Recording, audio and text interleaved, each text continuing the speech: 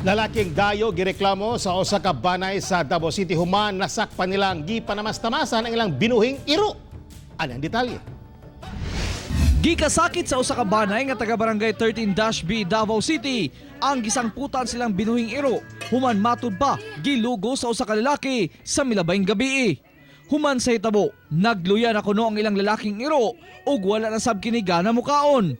Dili ingon ana kay magigdula man gyud siya masking kinsa nga kasuod na niya nga tao mudula naman pud siya. Kana lang mo kay wala gyud siya na inana na bayang kahimta nga dili na siya makighalubilo og tao. Nakita matud pa nila nga gidala sa suspect sa abandonadong building ang iro ug didto gibuhat ang pagpanamastamas.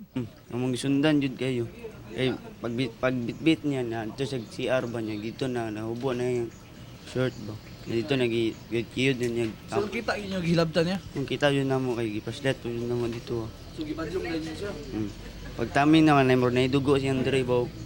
Ang suspect nga usa ka border sa lugar, wala na kuno nila ikita pa human sa hitabo. Kailan misanaw. Pero dili taga Davao, border lang. Borders lang diri. Naka-blatter na daw siya. Giawag sa kapulisan ang tag-iya sa iro nga mopasaka og kaso patok sa maong lalaki.